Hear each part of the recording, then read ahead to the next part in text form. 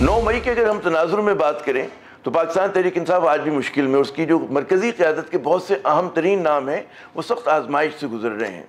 एक आम तासुर ये कि जी जो इस्टेब्लिशमेंट है वो 9 मई के वाक़यात को भुलाने के लिए या माफ़ करने के लिए तैयार नहीं। लेकिन तस्वीर का एक और भी रुख है, वो ये कि तहरीक इंसाफ बहरकैफ पाकिस्तान की एक मकबूल तरीन सियासी जमात है। ये भी हकीकत है कि ये वाहिद जमात है कि जिसकी फॉलोइंग जो है मुल्क के गोशे गोशे में मौजूद है। तो इस सूरत में बहुत सारे लोगों की ख्वाहिश है कि जी मुल्क की मकबूल सियासी जमात और मुल्क के जो सबसे मोतबर मुस्तहकम इदारा है उसके दरमियान जो चपकलिश है, खिंचाव है, वो दूर होना चाहिए। इसमें क्या चैलेंजेस दरपेश हैं, आज हमने बात करने के लिए ज़हमत दी मोहतरम शिबली फराज साहब को। कायद हैं सेनेट में हिज़्ब इख्तिलाफ के, पाकिस्तान तहरीक इंसाफ के सीनियर रहनुमा हैं, और एक बहुत अरसे के बाद जो है मैं देख रहा हूँ कि किसी टॉक शो में ये हैं अपीयर हो रहे हैं। हम इनकी आपकी तकरीर हम सुनते रहते हैं, सेनेट में प्रेस कॉन्फ्रेंस में भी सुनते हैं, लेकिन ये चीज़ रह जाती है कि प्रोग्राम में जो है मतलब आप नहीं आ रहे। तो हम शुरू करते हैं इसी आसान से सवाल से, क्यों ग्रेस कर रहे हैं शिबली साहब? मुझे कराची से आना पड़ा आपके पास। देखें, बात यह है कि सच्ची बात यह है कि जो पिछले 1.5 साल से या 2 साल से जिस तरह के मैं देखता हूँ कि टीवी में प्रोग्राम होते हैं, जिस तरह के टॉक शोज़ में होते हैं, तो उसमें मैं ये क्लियरली समझता हूँ कि वो किसी मुस्बत डिस्कशन के नहीं होते हैं, बल्कि एक बड़ी ही एक एंगल्ड और एक बड़ी ही प्रोपेगेंडिस्ट टाइप के शोज़ होते हैं। तो इस वजह से मेरी वो है, और मेरा ख्याल है कि वो फ़िलहाल बिल्कुल रहेगी। आप एक्सेप्शन है, मज़ीद करूँगा भी नहीं किसी और। चलिए, बहुत बहुत शुक्रिया। बहुत बार शोर मतलब मचा कि जी मुज़ाकरात हो रहे हैं, हुकूमत से मुज़ाकरात हो रहे हैं, इस्टेब्लिशमेंट से मुज़ाकरात हो रहे हैं, फिर हम देखते हैं कि मामला जो है आगे नहीं बढ़ा। क्या क्या चैलेंजेस हायल हैं इस चीज़ के अंदर? देखिए जी, मैं ये समझता हूँ कि पहली बात, जहाँ तक हुकूमत की बात कर लेते हैं, अब हम समझते हैं कि जो हुकूमत है वो एक बड़े ही मुतनाज़ा इलेक्शन, जो पाकिस्तान की तारीख़ के सबसे मुतनाज़ा इलेक्शन थे, उसके बाद मारज़ वजूद में आई। तो ऐसी हुकूमत या ऐसे पार्लियामेंट जिसमें कि आप जनमन मैंडेट के साथ नहीं आए हों, वो पार्लियामेंट कभी भी मजबूत नहीं हो सकती है। क्योंकि जब आप पार्लियामेंट में बैठते हैं तो सबसे जो अहम चीज़ होती है वो उसका आपका इखलाकी जवाज़ होता है, जिससे कि आपको मालूम है कि आपके अवाम आपके पीछे हैं। जब ये सपोर्ट ना हो तो वो फिर आपकी जो पार्लियामेंट की जो परफॉर्मेंस है वो भी अफेक्ट होती है, उसमें वो खोखलापन नज़र आता है। वो जो भी फैसले करती है वो अपने अवाम की बेहतरी के लिए नहीं करती है, वो एक ख़ास इश्यूज़ को आगे ले जाने के लिए या उनको कवर देने के लिए वो इस्तेमाल होती है। वो तो बस अपना टाइम गुजार रहे हैं, और वो यही चाहते हैं कि हुकूमत पाकिस्तान तहरीक इंसाफ मुसलसल ज़ेर ताब रहे, इस्टेब्लिशमेंट के साथ लड़ाया जाए, क्योंकि उनकी जो एग्जिस्टेंस है वो आपकी मुश्किलात में है, वो हमारी मुश्किलात में है।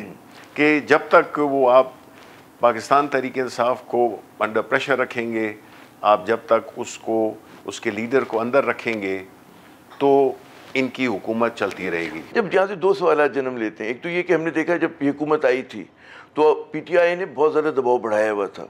अब हम देखते हैं जैसे जैसे वक्त गुजर रहा है तो तासुर ये कि हुकूमत जो है स्टेबलाइज कर रही है और इसके जो गिरफ्त है वो मजबूत हो गई। एक तो ये बात है। दूसरा ये इसके साथ साथ आ रहा है कि जी मुज़ाकरात के हवाले से आप लोगों ने एक राउंड तो किया, हुकूमत के साथ ही किया, उस पर कुछ रोशनी डालें कि ज़ाहिर है कि एक तो आपका नुक्ता नज़र है कि मुज़ाकरात कहीं नहीं जाने। देखें, पॉलिटिक्स इवॉल्व करती रहती है, सिचुएशंस बदलती रहती हैं। अभी आपने देखा होगा कि पिछले दिनों में जब ये इंडिया ने पाकिस्तान पे हमला किया तो उसमें हम बावजूद इसके कि हम जिस मुश्किल में जिस तरह से पाकिस्तान तहरीक इंसाफ को ट्रीट किया गया है, तो हमें तो लगता था जैसे कि हम कोई मुल्क दुश्मन पार्टी हैं। अगर हम मुल्क दुश्मन पार्टी हैं तो इसका मतलब है कि पाकिस्तान की मेजॉरिटी फिर जिसने कि वोट किया हमें, ये तो उनको हम फिर मुर्द इल्ज़ाम ठहरा रहे हैं। तो अगर मज़ाकरात नहीं चले, उसकी बुनियादी वजह ये थी कि गवर्नमेंट सीरियस ही नहीं थी। मैंने आपको बताया ना कि ये कॉन्फ्लिक्ट ऑफ इंटरेस्ट है। हमारी या गुफ्तगू की या मज़ाकरात की कामयाबी इनकी हुकूमत का खात्मा है। क्योंकि आप देखें ना, आप इमेजिन करें उस सिनारियो को जिसमें कि हालात नॉर्मल होते हैं, खान साहब जिन पे के पॉलिटिकल केसेस बनाए हुए हैं, जिस तरह के बाकी लीडरशिप पे, अगर वो ख़त्म हो जाते हैं, वो बाहर आ जाते हैं, तो आप देख लें कि इनकी हुकूमत 1 घंटे के लिए नहीं रह सकती। तो इसी चीज़ को काउंटर करने के लिए इनकी पूरी कोशिश यही रहती है कि किसी सूरत में मज़ाकरात ना हो, किस सूरत में टकराव को बढ़ाया जाए। अच्छा, मैं खता कलामी करता हूँ, ये तो वो तदबीर कर रहे हैं ना कि आप लोगों को लड़ा के रखें, तो ज़ाहिर आप लोग भी कोशिश कर रहे होंगे कि जो उनके अज़ाइम है उनको नाकाम बनाएं, कोई रास्ता निकालें बतौर एक सियासी जमात के। तो कोई इसमें आप लोगों को कोई ज़ाहिर कि इस्टेब्लिशमेंट को लोग अलग देखते हैं, हुकूमत को अलग देते हैं, आज भी ये मतलब हकीकत है हमारी। देखें, मैं ये समझता हूँ कि तो जिस तरह मैंने, आपकी तदबीर क्या है? देखें, मैं ये समझता हूँ कि जो मुल्क की सियासत में काफ़ी टर्न्स आते रहते हैं, मुख्तलिफ हालात बदलते हैं, उसके मुताबिक आप अपना लाहे अमल तय करते हैं। अब जो ये सबसे जो अहम वाक़या हुआ था पिछले दिनों में, जिसमें कि इंडिया ने पाकिस्तान पे हमला कर दिया, अब पाकिस्तान तहरीक इंसाफ बहैसियत एक नेशनल पार्टी के, एक फेडरेशन की पार्टी, जिसकी के जिस तरह आपने अपने इब्तिदाइये में कहा कि उसकी मौजूदगी न सिर्फ पाकिस्तान में है बल्कि ओवरसीज़ पाकिस्तानीज़ की सूरत में भी है, ये एक बहुत बड़ा एसेट है। और हमारी पार्टी ने खान साहब की इंस्ट्रक्शंस पे कि हमने पूरा सपोर्ट किया। हम एक दफ़ा हमारे हर पार्टी का वर्कर जो है इस सूरत हाल में एक खड़ा था, मुल्क के साथ खड़ा था और अफवाज पाकिस्तान के साथ खड़ा था। अब वो जो एक माहौल में एक बेहतरी सी आई, जिसमें कि आपको अंदाज़ा हो गया होगा कि जब मुल्क में चीज़ें यकसुई के साथ हों, लोग इकट्ठे हों, एक हदफ हो, पीछे खड़ी हो कौम, तो आपकी परफॉर्मेंस ही बदल जाती है, मुल्क का माहौल ही बदल जाता है। वो जब हमने ये देखा है, और हम यही उम्मीद करते कि वो एक ऐसा इवेंट था जिसके बाद चीज़ों को नॉर्मलाइज होना था, लेकिन बदकिस्मती से हम ये समझते हैं कि इस मौके को अभी भी वक्त है, ज़ाया नहीं होना चाहिए। क्योंकि जब आप कौम का आपने एक देख लिया, हम बिल्कुल, आपको पता है इस लड़ाई से पहले एक तनाव था, एक बड़ा ही एक टेंशन थी, सियासी अदम इस्तेकाम था, हर किस्म की चीज़ें हो रही थी।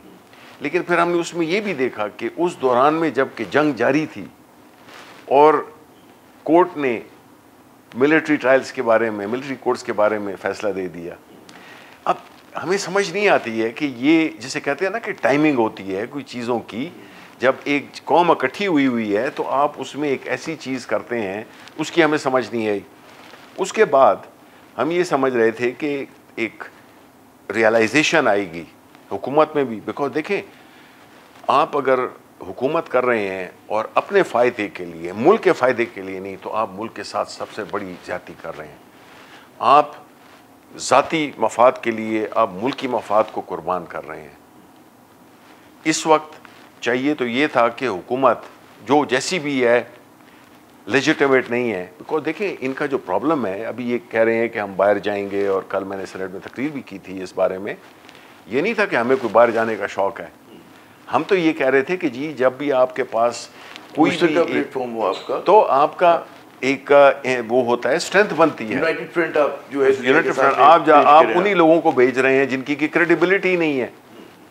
कैसे वो बिलावल भुट्टो हैं या जो बाकी भी उनके पार्टी के मेंबरान हैं या नून लीग वाले हैं, इनकी क्रेडिबिलिटी नहीं है। जिधर जाते हैं उनको पता होता है कि ये लोग, इनकी नहीं है, सपोर्ट नहीं है इनके पास। चैलेंज तो भी है पाकिस्तान के बिल्कुल है, बहुत बड़ा चैलेंज बिल्कुल है। अभी जारियत कर रहे हैं वो आपके खिलाफ, बिल्कुल, कोई मौका नहीं छोड़ेगा, और अभी वो फिर जारियत भी कर बिल्कुल बिल्कुल बिल्कुल। तो ऐसे में मतलब है आप जैसी बड़ी जमात, मतलब है आप लोग पहलकारी कर सकते हैं, एस्टेब्लिशमेंट को अप्रोच कर सकते हैं कि जी मतलब है we are ready and willing, let's resolve the issues. हमने तो देखें, खान साहब ने कई दफ़ा कहा हुआ है कि मुल्क के मफाद के लिए मैं कुछ भी करने को तैयार हूँ, जिसमें कि मुल्क का फ़ायदा हो, जिसमें कि मुल्क तरक्की करे, जिसमें मुल्क में एक स्टेबिलिटी आए। जवाब वहाँ से नहीं आ रहा जी, जवाब जो है एस्टेब्लिशमेंट की जानिब से मेरा ख्याल है कि अभी तक तो जो हमारा नॉलेज है उसमें अभी तक तो कोई ऐसी बात नहीं है। आपको हर तरफ बंद दरवाजे मिल रहे हैं, अभी तक तो हम यही कहेंगे। अच्छा, एक और हम देख रहे थे कि जो आप लोगों की हिकमत अमली थी, जो मैं पहले साल 2024 की बात करें कि हर कुछ अरसे के बाद आप तहरीक चलाने की बात करते थे, निकलते थे, मैदान में आते थे ना। नवंबर के बाद से जो है कोई ऐसा मूवमेंट नहीं है। तहरीक चलाने की बात तो कई मरतबा हुई, अमलन उसमें कुछ नहीं हो सका। तो हिकमत अमली की तब्दीली है, थकावट आ गई है, क्या क्या किस तरह? नहीं जी, नहीं, देखें पहली बात तो ये है कि जिन हालात से पाकिस्तान तहरीक इंसाफ गुजर रही थी और गुजर रही है, वो ये था कि जिस तरह के वाक़यात हुए 26 नवंबर को, ज़ाहिर है कि पार्टी को उस ट्रेजिडी से रिकवर करने में टाइम लगा। सैकड़ों क्या हज़ारों लोग हमारे गिरफ्तार हुए, कुछ लोग शहीद हुए। उसके बाद हमने ये तो हमें पता चल गया कि ये बात अब कोई इसमें, जैसे कहते हैं ना अंग्रेज़ी में, नो होल्ड्स बार्ड, ठीक है ना, कि मतलब है कि किसी भी हद तक जा सकते हैं। और हमारी तो देखें, हमारी बड़ी पुरअमन और बड़ी एक सियासी एक्टिविटी, वो भी हमारे रैली तक नहीं करने दी जा रही। हमें जिधर भी होता है, आप देखें स्पेशली पंजाब में, आप जरा 2 लोग इकट्ठे होते हैं, उनको वो पकड़ के और उन पे वो केस बना दिए जाते हैं। हज़ारों, देखिए पाकिस्तान की तारीख में कभी भी इतनी ज़्यादा तादाद हज़ारों में जो कि जिन पे FIRs हैं। मुझ पे ख़ुद 30 से ज़्यादा FIRs हैं सीरियस किस्म की। इसी तरह और जितनी भी लीडरशिप है, हो ना हो, वो आप पे मुकदमा बना लेते हैं। 2 दर्जन से कम तो नहीं है। You don't have to be there to कि आपको वो बस चूंकि नाम है आपका तो उसमें आप पे केस बना दिए। कोर्ट्स में भाग रहे हैं, इधर से उधर जा रहे हैं, मुख्तलिफ शहरों में। एक वक्त में अगर मैं इधर भी हूँ तो मैं उधर मुझे मौजूद किया गया है, फैसलाबाद में भी, वो पिंडी में भी। ये देखिए, ये सारी केसेस पॉलिटिकल केसेस हैं। और खान साहब के स्पेशली, उन पे तो 100%, उन पे 300 मुकदमात। तो ऐसा माहौल, इससे तो यही होगा कि ये एक तनाव रहेगा जो कि मुल्क के मफाद में नहीं है। और इसमें जो भी फैसला करने वाले लोग हैं वो यही इसको मुल्क की वो देखें, क्योंकि देखें मुल्क IMF के लोन्स पे नहीं चल सकता। वो हमने देखा है कि 22-23 दफ़ा हम लोन्स ले चुके हैं। और जिस तरह की शराइत आयत करते हैं, जिस तरह की शराइत आयत करते हैं, मुल्क में कारोबार हो नहीं रहा, मुल्क में बिजनेस हो नहीं रही है। और क्यों नहीं हो रही? उसकी वजह ये है कि देखें जी, बड़े इंटरनेशनल क्या कि दुनिया के हर में ये किस्म की यूनिवर्सल लॉज हैं। जिस मुल्क में अमन नहीं होगा, अब देखें हमारे खैबर पख्तूनख्वा, हमारे बलूचिस्तान, इस वक्त ये तो जंग से पहले की जो हालात थे, उसमें वहाँ पे क्या हालात हैं, एक बड़ी सीरियस किस्म के। जब में आपने गवर्नमेंट ने खुद बंद किया हुआ है, सुबह शाम 6 बजे से लेकर सुबह 6 बजे तक ट्रैफिक नहीं होगी। खैबर पख्तूनख्वा में दहशतगर्दी हो रही है। सिंध में जो है तो ये नहरों का किस्सा शुरू हो गया था, उनके अपने इशूज़ थे। तो मतलब है कि पंजाब में किसान वगैरह सारे, तो कोई भी ऐसा मुल्क जिसमें कि सियासी अदम इस्तेहकाम ना हो, और उससे बड़ा चीज़ रूल ऑफ लॉ, कानून की हुक्मरानी नहीं होगी, उस मुल्क में लोग इन्वेस्ट नहीं करते। ठीक है, वो कहते हैं कि मैक्रो इकोनॉमिक नंबर कुछ बेहतर हुए हैं, लेकिन डिस्पाइट दैट देखें हाँ देखें नहीं देखें बंदर, ये वही वाली बात है कि जो है तो जी मरीज़ ने आंखें खोल ली हैं। अब सिर्फ ये काफ़ी नहीं है। अब अगर मुल्क कैसे पॉपुलेशन आपकी बढ़ती है, आपकी मुल्क की, अब देखिए इस जंग के बाद आपके दिफाई अखराजात नेचुरली बढ़ेंगे, क्योंकि एक आपने ऐसा दुश्मन रखा हुआ है साथ में है जो कि किसी सूरत में नहीं चाहता कि आप आराम से बैठें या आपकी इकोनॉमी ब्लीड करे। हमारी जो एक्सपोर्ट्स हैं, हमारी जो ओवरऑल माक्रो इकनॉमिक जो वो हैं फिगर्स हैं, वो इतने अच्छे नहीं हैं। वो कैसे होंगे? आपकी लार्ज स्केल मैन्युफैक्चरिंग हो गई, जो ये कारोबार नहीं बनेगा। दूसरे हिस्से में आता हूँ, उसके ऊपर मतलब पहले पॉलिटिकल गुफ्तगू कर लें। एक और आप लोगों की तरफ से काविश हो रही थी बड़े जोरों शोर से, एक बड़े ब्रॉड बेस इत्तेहाद की, तो इत्तेहाद बना हुआ है आप लोगों का जी, एक और इत्तेहाद के, उसमें दीगर सियासी जमातें हैं, वो मामला भी जो है रुका हुआ है, और उस पर मतलब अब कोई मतलब गुफ्तगू नहीं? जी बिल्कुल, उस पर काम काफ़ी फाइनलाइज तो हो गया है। उसमें कुछ पोजीशंस थी वो भी फिल कर ली गई हैं, और अभी इत्तेहाद जो है वो आपको मुतहर्रिक नज़र आएगा आने वाले दिनों में, क्योंकि ये सब जो पिछले हमने तो सब पॉलिटिकल एक्टिविटीज़ छोड़ दी थी, और हम अपने जो इंडिया के साथ टेंशन थी उसकी वजह से, और हम ये भी नहीं चाहते हैं कि देखें एक मुल्क अगर एक मसले में इन्वॉल्व है, लड़ाई वड़ाई हो रही है, इतने अटैक्स हो रहे हैं, इधर से हो, फिर जवाबी कार्रवाई हुई, तो ये इस माहौल में अगर हम अपनी पॉलिटिकल एक्टिविटीज़ करते तो फिर सारे ज़ाहिर है हम against the mood off public जा रहे होते। अभी जो है ना, ये पहली बात तो ये है कि अभी भी ख़तरात मौजूद हैं, लेकिन इसका मतलब ये नहीं है कि जी हम बैठे रहें। हमें सियासी जद्दोजहद करनी है। हम सियासी जद्दोजहद ही के पुरअमन तरीके से, हम कानून में हमेशा पहले भी हमने यही किया है, और अभी भी हम ये समझते हैं कि हमारा पॉलिटिकल प्रोग्राम बन गया था और हम अपनी चीज़ें शुरू कर रहे थे, लेकिन ये जो वाक़या हो गया इंडिया के साथ तो उसकी वजह से हमने सब कुछ ऑन होल्ड कर दिया।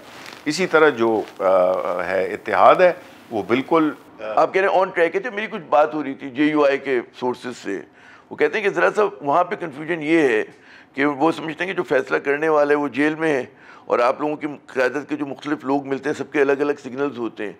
तो उनका सवाल है कि जी बात करें तो किससे करें।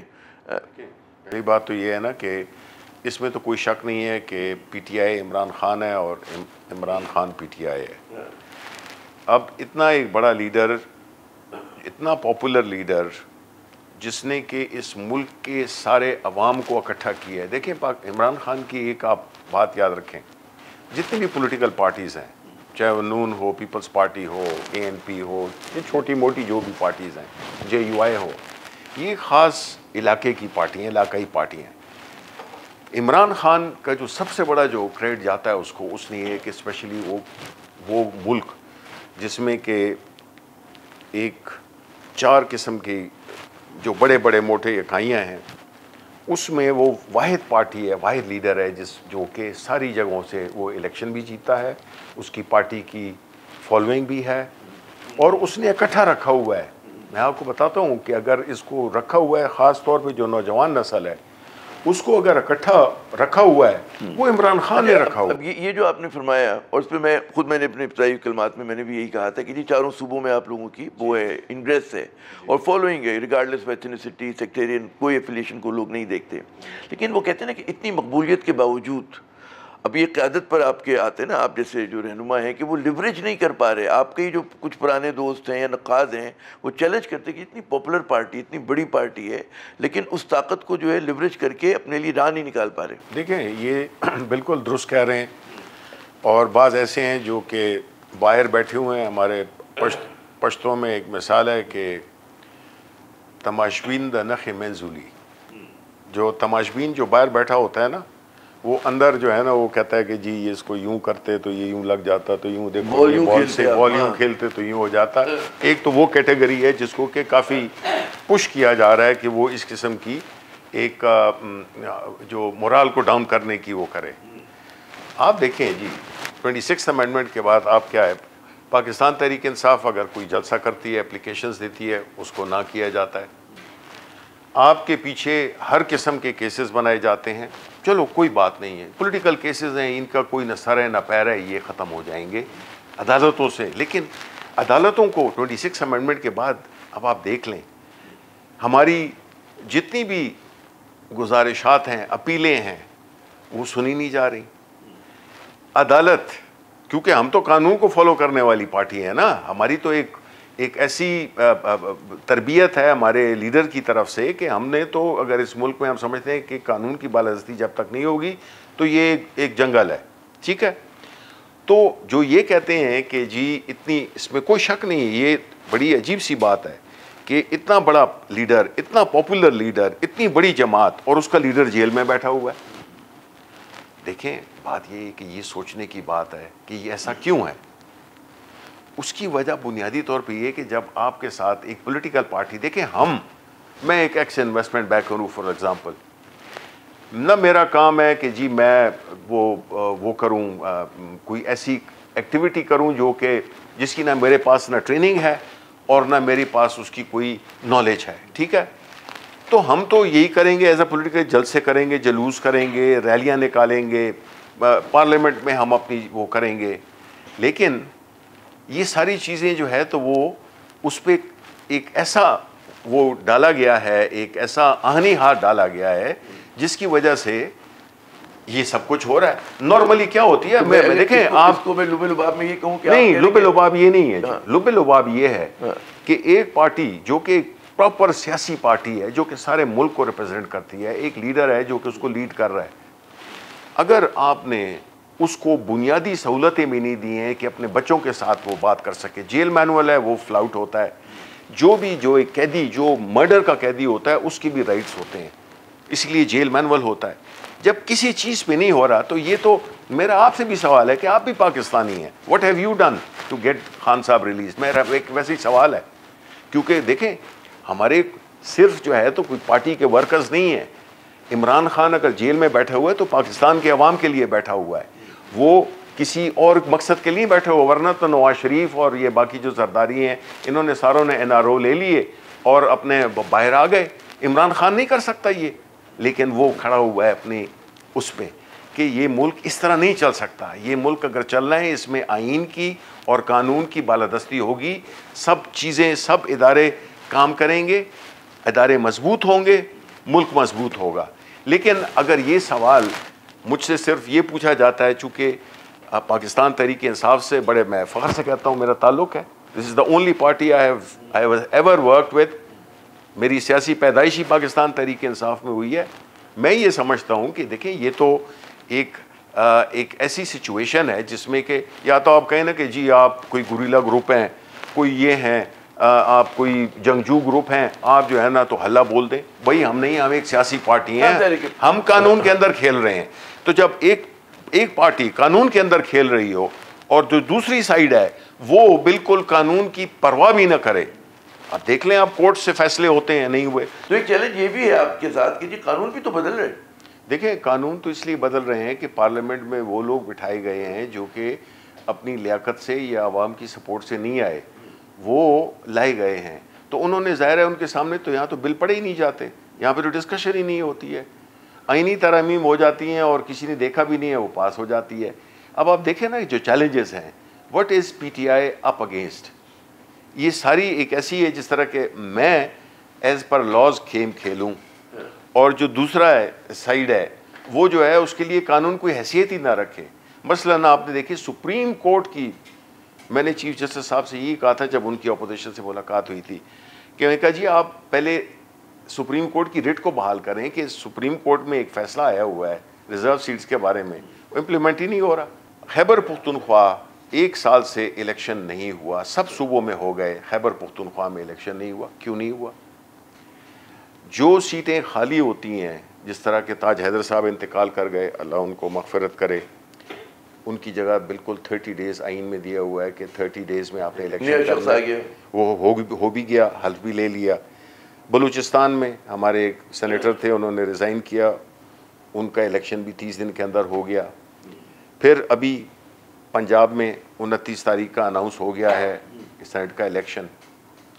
और जो हमारे लॉ मिनिस्टर साहब हैं वो ये तावील देते हैं कि जी चूँकि रिज़र्व सीट्स का मामला भी तय नहीं हुआ इसलिए खैबर पख्तूनख्वा में छूट है।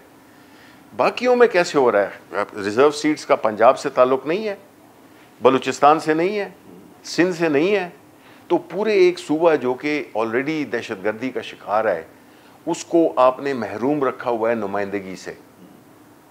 12 सेनेटर्स का इलेक्शन होना है, 1 साल हो गया है, ये भी आइन की वो खिलाफ वर्जी हुई है कि रिजर्व सीट का फैसला नहीं हो रहा और नहीं हो रहा। तो आप देखें कि हम किन हालात में और रोज हम आपके सामने चैलेंजेस तो क्या हैं? ये सिचुएशन है। अच्छा, इससे मुल्क आगे नहीं जाएगा, ना पार्लियामान की कोई इज्जत करेगा, ना पार्लियामान कुछ कर सकेगी। जब इस तरह की बात हो कि जिसमें हाउस कंप्लीट ही नहीं हो, वो लेजिस्लेशन कैसे कर सकता है? वो गैर आईनी बड़े चैलेंजेस हैं। शिबली साहब एक वक्फा लेते हैं, वक्फे के बाद जब दोबारा नाज़रीन हम हाजिर होते हैं, शिबली फराज साहब से गुफ्तगू का सिलसिला जारी रहेगा हमारे, और हम कुछ बात करेंगे कैप्टिव पावर प्लांट्स के ऊपर। हमारे साथ रहिएगा। मिनिस्ट्री बंद कर दें अगर वो नहीं कर पा रही है। कौन जिम्मेदार है? पाकिस्तान पीपल्स पार्टी और पाकिस्तान मुस्लिम लीग नून। इस्लामाबाद में लोड शेडिंग हो रही है, सोलर पे भी इन्होंने हमला कर दिया। इतना सर्कुलर डेटा है उससे बैंकों से कर्जा लेके उनको पे कर दो, कर्जा अवाम देगी। तो बड़ा आसान तरीका हुआ कि आप नालायकी करें, आप अयशी करें, भुगते अवाम। प्रोग्राम में नाज़रीन एक मरतबा फिर खुश आमदेद हमारे आज के खुसूसी मेहमान मोहतरम शिबली फराज साहब। शिबली साहब, एक जो है मेरे ख्याल में सिंध के जो सनतकारों से मेरी बात हो रही थी, और वो क्योंकि सेनेट जो है इस मामले में लेजिस्लेशन कर चुकी है, अभी वो मामला जो है जाएगा कौमी असम्बली में, वो है कि जी कैप्टिव पावर प्लांट्स के ऊपर जो है पॉलिसी तब्दील हो रही है।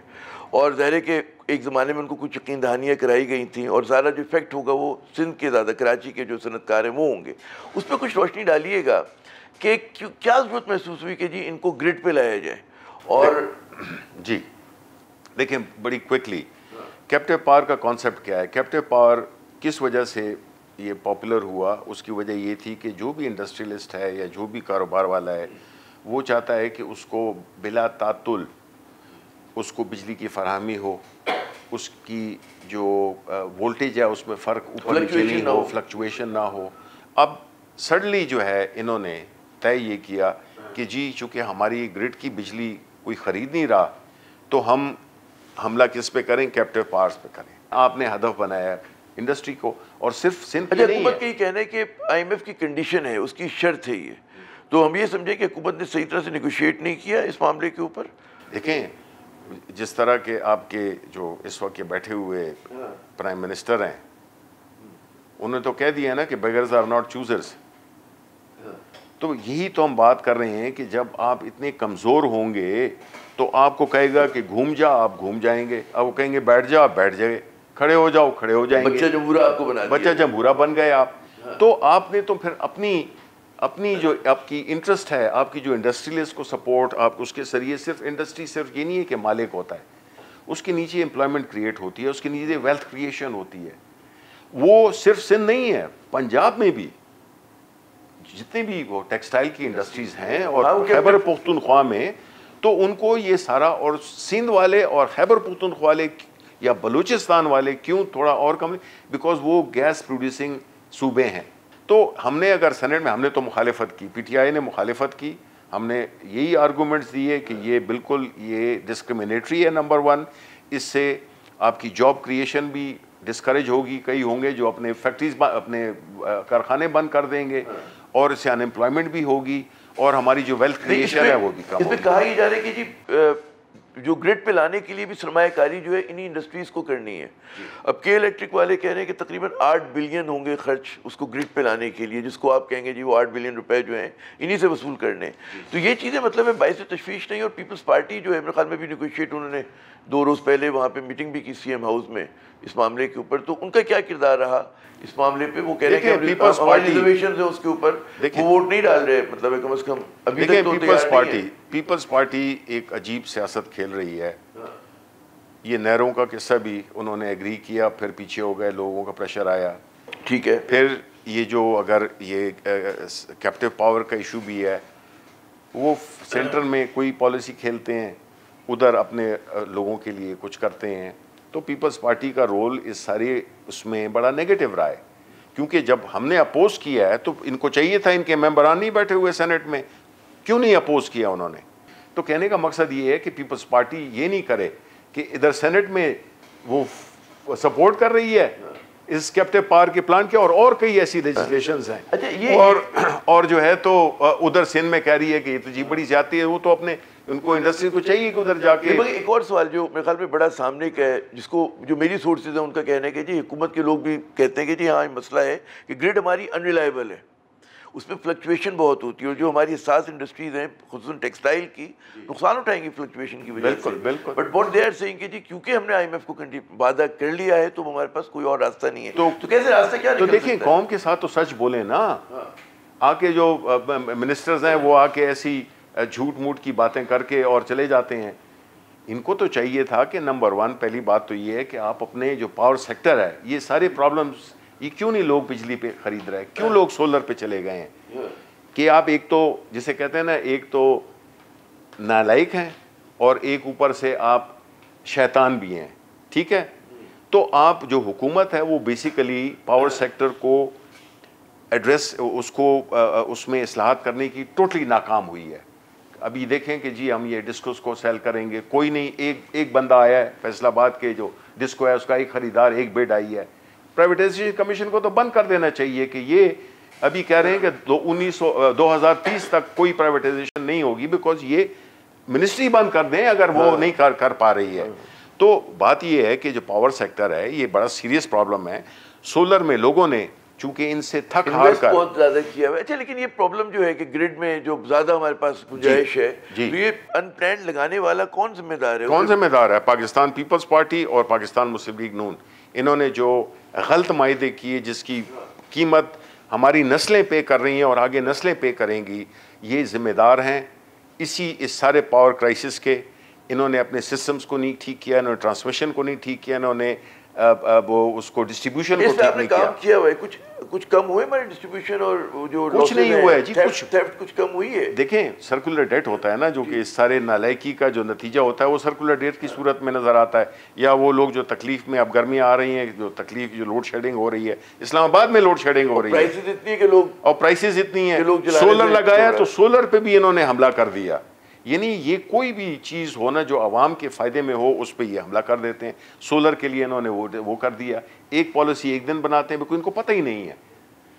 दूसरी तरफ ये है कि इन्होंने जो पावर सेक्टर है उसको बिल्कुल सर्कुलर डेट को कम करने के लिए इन्होंने क्या तरकीब निकाली कि जी जितना सर्कुलर डेट है उससे बैंकों से कर्जा लेके उनको पे कर दो, और ये भी किसी को पे करने के लिए होगा, उनको पे कर दो और अवाम 2 रुपए कुछ पैसे इसके फाइनेंशियल चार्जेस देगी, कर्जा अवाम देगी। तो ये तो बड़ा आसान तरीका हुआ कि आप नालायकी करें, आप अयशी करें, आप अपने चोरी कोई करे और भुगते अवाम। बहुत बहुत शुक्रिया शिबली फराज साहब, आपने अपना कीमती वक्त दिया। नाज़रीन, यहाँ पे एक वक्फा लेते हैं, हमारे साथ रहिएगा।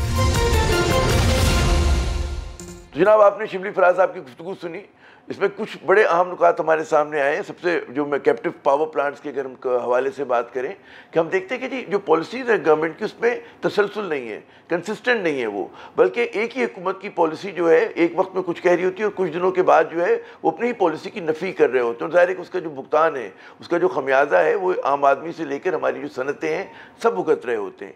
एक दूसरा पहलू जो सामने आया वो ये कि जी पाकिस्तान में जो मुसलसल की जारी सारी सियासी महाजराई है, मुसलसल का जो इक़्तिसादुम की सियासत है, उसको दूर होना चाहिए। और जब तक वो दूर नहीं होगा उस वक्त तक कहते हैं ना पाकिस्तान की सियासत में तवाज़ुन नहीं आएगा। इसी के साथ आमिर ज़िया को इजाज़त, अगले प्रोग्राम तक के लिए खुदा हाफ़िज़।